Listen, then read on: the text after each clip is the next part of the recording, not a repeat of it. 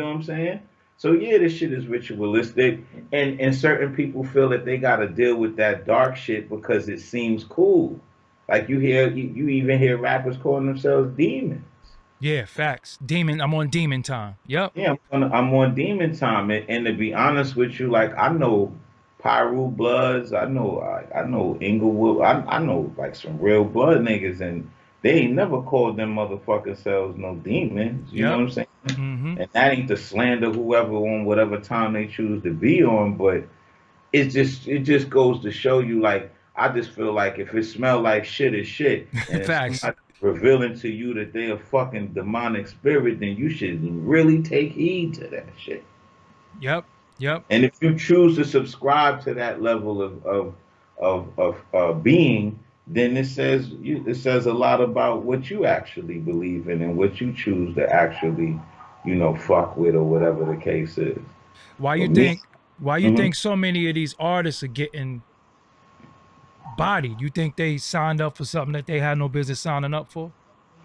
Nah, I just think certain people write checks for their mouths that they asking for cash.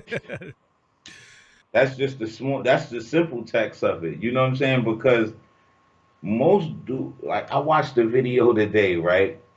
And this OG was talking to this young boy, and the young boy was like, "Man, I'm old enough to be your pops." Like just talking real brazy to him and shit.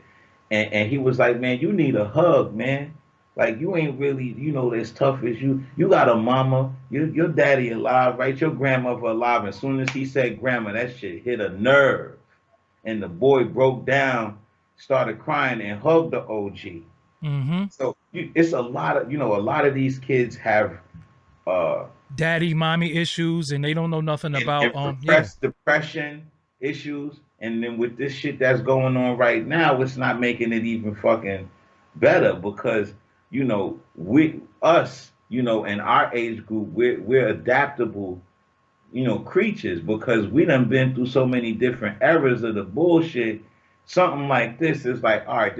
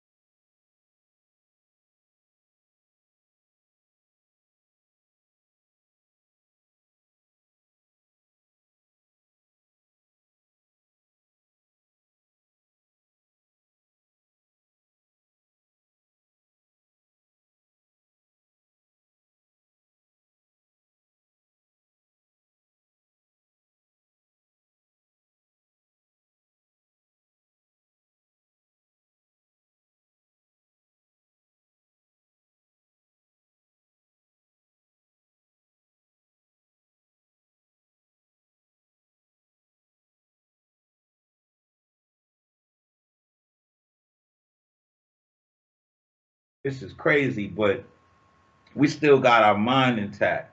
But these young kids are used to being outside and having a different life. And now that these things are altering, it is mentally affecting the lives of a lot of our youth. Yeah. And hence why you see them acting the way that they're acting out.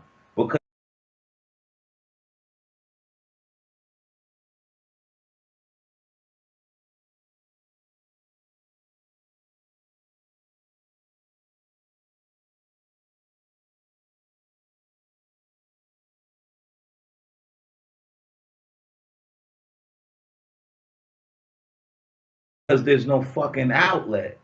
What other outlet do they have when most of these kids are coming from broken homes?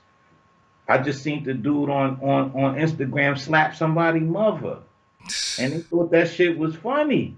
I'll be under the jail. Facts. Well, he probably gonna be under the ground. Yeah, yeah. I mean, I would be under the jail for what I did to him. That's what I'm saying. Yeah, Yeah, yeah, yeah. yeah, 100%. So in this industry, do you think a lot of the elites, a lot of the CEOs, and a lot of the people are preying on the artists? What are some of the crazy things that you might have came across? Because you know,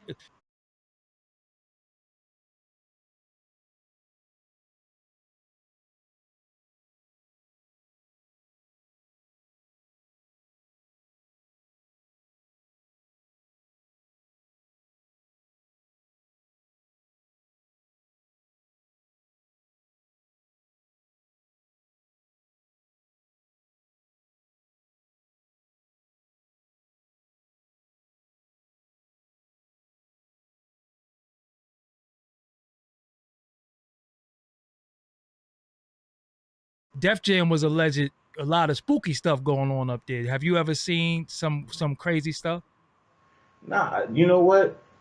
Oddly enough, no. Okay. I was up there every day, 160 Varick Street. Everybody know Mona Scott on down to Kathy, the Amani Susan Burge, and you know Chris Lighty, Dave Lighty. You know that whole like I was up there every fucking day. And you know my niggas used to be get at me about that, but I'm like I'm working the room. I knew who was in the mail room. I knew every department in that motherfucker for as many times as I went up there. You know, and after a while, Leo would call me into his office to hear music to give my opinion on what the fuck I was listening to, and that really shaped a lot of it shaped my ears and my awareness to putting music together on a whole nother scale. Mm. And I learned a lot sitting in the room, pause, with Leo going through, certain people's music. It was phenomenal, That's just me. to be honest with you. And some may agree, some may disagree, but Leo has ears, bro. Like, Big he ass was, ears. but he got ears. It wasn't like hit radio up. Like, because we had Little Kim, Foxy, we had Millie Jackson. It was, it was taboo. Now we starting to see just open, like, wow, freaky sexuality, T.I., Africa Bambaataa, crazy stuff. What is Right. going on? I mean, to be honest with you, bro, you know the mantra, sex sells. You know what I'm saying? So that's been perpetuated throughout the industry since Luther Vandross and niggas was in it, and even before that. Mm. If you were easy on the eyes, whether female or male, that was a marketing factor that, the labels would actually use to compensate for the lack thereof. Mm. So if you didn't have a certain level of talent and you had some good looks, or you had a nice ass or a nice set of titties or whatever the dynamic is, then let's work that. Let's work that angle. You know what I'm saying? Let's work that angle to compensate for the fact that this person can't relatively sing as well or perform as well, but they're very easy on the eyes and they can make great studio records that we can market and push down people's throats. So when that becomes the mantra and other artists see that working, think about it like this. Back in the days, being pro-black was the shit. You had X-Clan, so on and so forth. If you was pro-black, you was that was the shit. Kendrick Cole, when having unk staffs, niggas was walking around the hood with fucking wooden unk staffs. That's right. And black medallions, yep. Leather medallions and all, because that vibration felt cool to be a part of. That was the narrative, right? But then when the narrative switches and you see a woman, squatting, and got some nice leopard panties on and the poom poom popping out and everybody is loving that and they buying her records or buying the records of an individual based on how they sexually position themselves, then someone that's sitting in their crib without no fucking lights on, or somebody that's you know, in trying times, and they look at themselves in the mirror like, shit, I could do that. Yeah, yeah, And yeah, yeah. then here goes the repetitive, you know, here goes the repetitiveness, here goes the ongoing, you know, marketing ploy of sex sells. But didn't it go past a little bit now in these day and times where it went past sex sells to becoming almost like predatory by a lot of these people? Because you hearing it's coming out now like, yo, this dude, you know, did this, or this dude did this, or even like you said, dude whip out his jump off. Didn't it become a little bit more predatory though? Um, yeah, and that's because of the internet. Yeah, See, that's what it's I'm always been prevalent. It's always facts. been around, brother. These pervs and this bullshit been around since we was little dudes listening to Michael Jackson and all that type of shit. You feel me? It's Mm-hmm. been around. It just wasn't no internet to capsize it and to give it a home. You get what I'm saying? Now it has a home, and it has a home where, you know, these motherfuckers could make a dummy account and watch all the pussy they want. You know what I'm saying? And hunt and prey on these little girls and these little boys, you know, and you won't know where the fuck it's coming from. You know what I'm saying? Mm-hmm. A nigga could literally have thousands and thousands of dollars and lure you in to do something strange for a piece of change based on the access of the internet. See, Mm. that's what it, and that's, you know what, that's, I think that's the best way to sum it up. It's access. It's more access. It's more accessible now. That's why it's shoved in everybody's face the way that it's shoved, because of the level of access that people have to this shit. You know what I'm saying? Like now, Joe Blow the fucking Apple King could come out and be a rapper. Yeah, Sign up yeah. with this little kid, and he could come out and be a fucking rapper, and he could talk about whatever fuck he want to talk about, and create and find a niche market that likes that shit. And if two, three other, four, the five of the six, seven other kids look at that shit and they see that to be the wave, then here goes, you know, here comes the narrative. So I think accessibility is really what got this shit going the way that it's going, because But there's no holds bar. but people getting on, you willing to change your sexuality, you're willing to wear stuff just for Hmm. money though? I mean, bro, if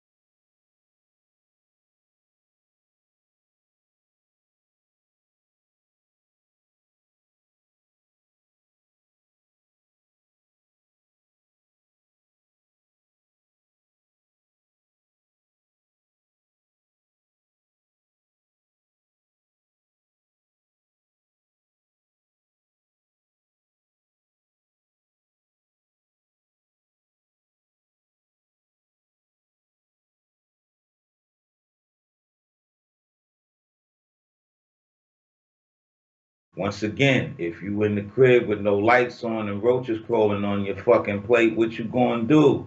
If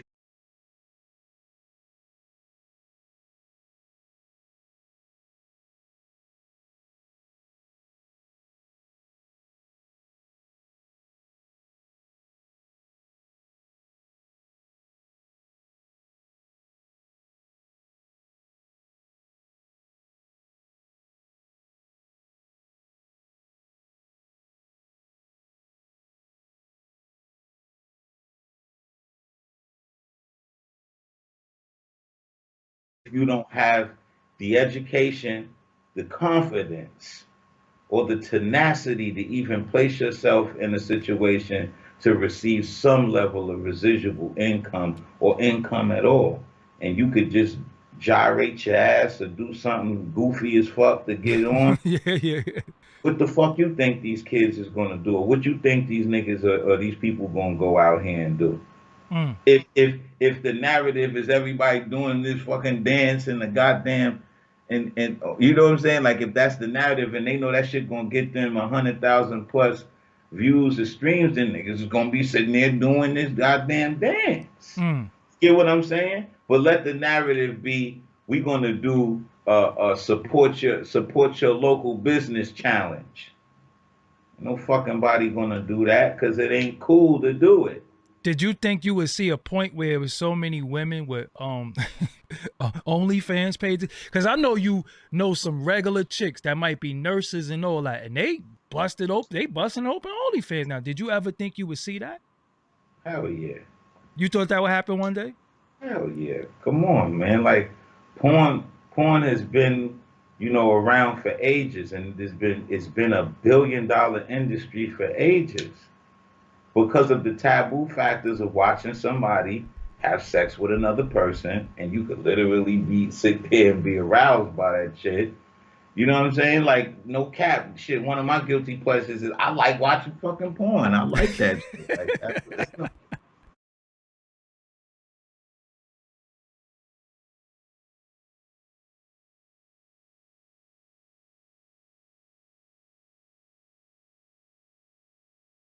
fucking act, like I ain't gonna sit here and act holier than thou. Yeah. Like I'm watching porn. I've been watching porn since I was 12 years old. Crazy. But do you understand what you see what the fuck I just said though? Uh-huh.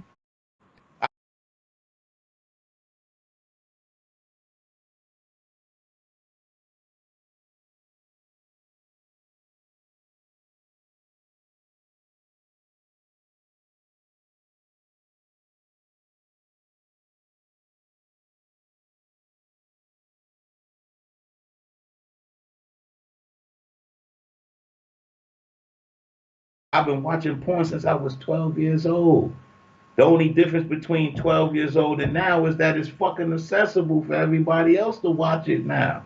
Before we was sneaking and buying them tapes on 42nd Street in the fucking triple X spots. You know what I'm saying? You sneaking in there or paying somebody to go in there. Yeah. In the video store, That like, shit yo, could go just get go this tape for me. online. That shit for free. Pornhub, I understand and the third. So I just think right now people just say whatever's going to keep going, especially now with this pandemic and this shit going on. This shit fucking up people bad, and then you really starting to see who the real hustlers and who really had their shit worked out. See, a lot of these artists weren't. Tape for me. That shit for free. Pornhub, I understand and the third. So I just think right now people just say whatever's going to keep going, especially now with this pandemic and this shit going on. This shit fucking up.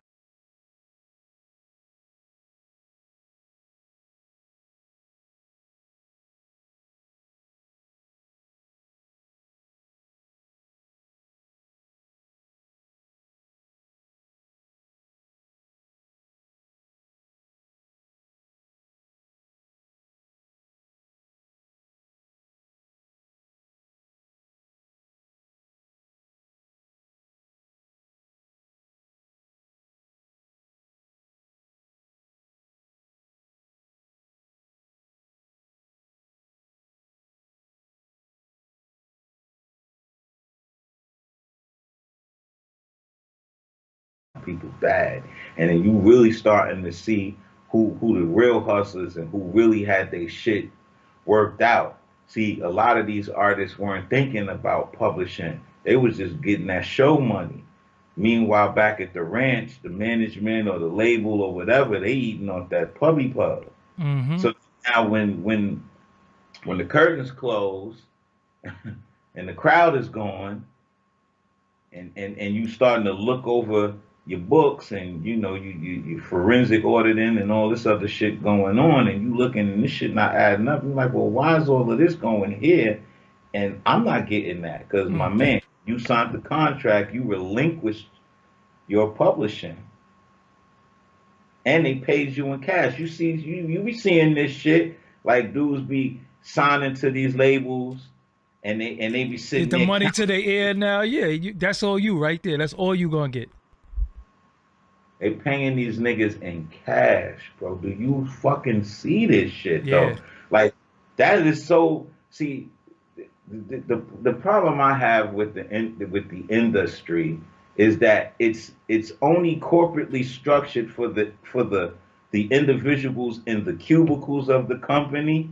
It's not structured for the workhorses that's providing the means for the people in the cubicles. Mm. So the people in the companies that have cubicles are getting health benefits, they're getting 401ks and all of that other shit. But the artist, the workhorse, has no life insurance, has no health insurance, has no 401ks, have nothing to fall back on in the event that this rap shit don't work out. And why is that so when you're making a record label billions of fucking dollars? You mean to tell me you can't give an artist the option to take 10% of that and put it into a fucking 401k? Or health, or nigga can't even go get his teeth fixed without paying $40,000 or buying gold See, my, fronts and yeah. my moms was smart. Like when I signed to Def Jam, I signed under AFTRA. Mm. And she made Def Jam play my after bills, and after took care of medical and all of that shit. Mm. So they wouldn't. Def Jam was paying my fucking medical. Yeah, yeah, yeah, yeah, yeah. Yeah. That's not to discredit any fucking body. It's just knowledge is power. You know what I'm saying? Like, and he who knows is